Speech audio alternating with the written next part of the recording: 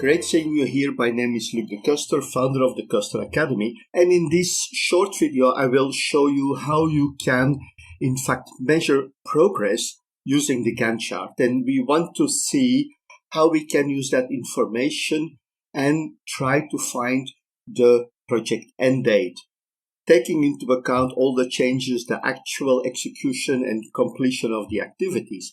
But before we continue, don't forget to click on the subscribe button, click on the bell button, and every time we have a new video, YouTube will inform you about it.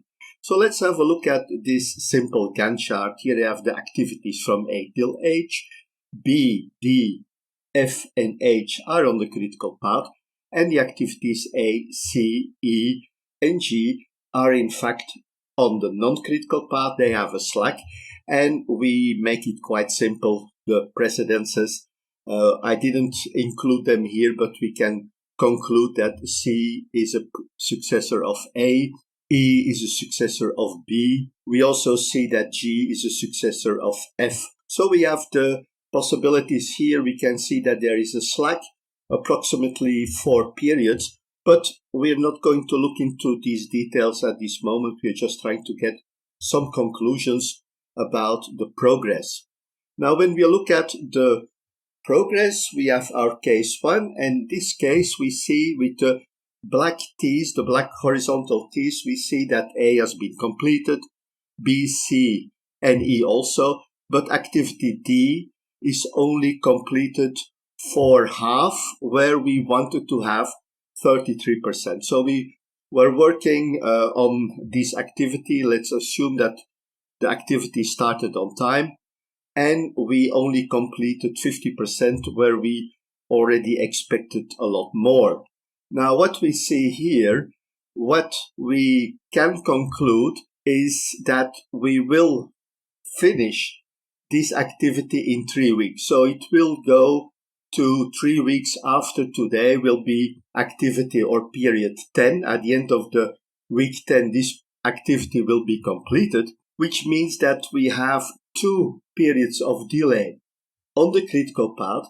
And of course, that leads automatically to the fact that our project will be 2 periods late, because the other successor activities F and H can only start when activity D is finished.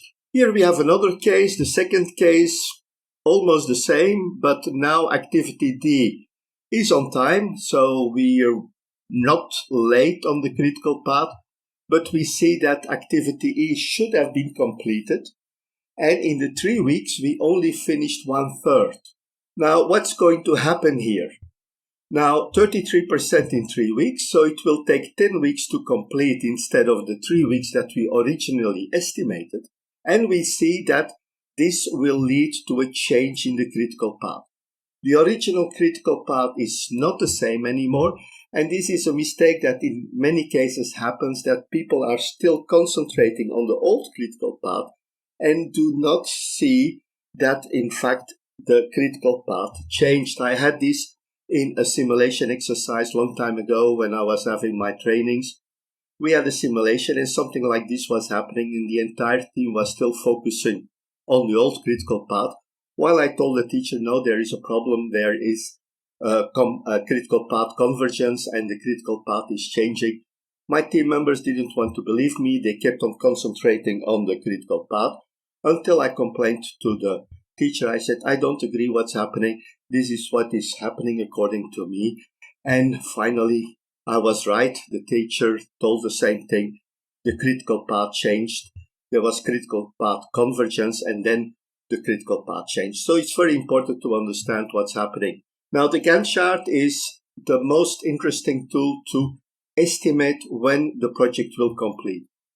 The earned value management parameters to calculate the reviewed or the revised total duration is not bad, but there is no real conclusion that we can draw from this. When we look at the estimates at completion, when we look at the cost, there is some relationship between what we see during the project and how the project evolves. But typically for the duration, this is not the case. And the best way to evaluate what's going on with the project is to evaluate the critical path or also we have other possibilities, burn down chart, burn up chart, when we're talking about agile projects. So that was it about the Gantt chart and project follow-up. Don't forget to click on the subscribe button, click on the bell button, and every time we have a new video, YouTube will inform you about it. Thank you very much, and bye-bye.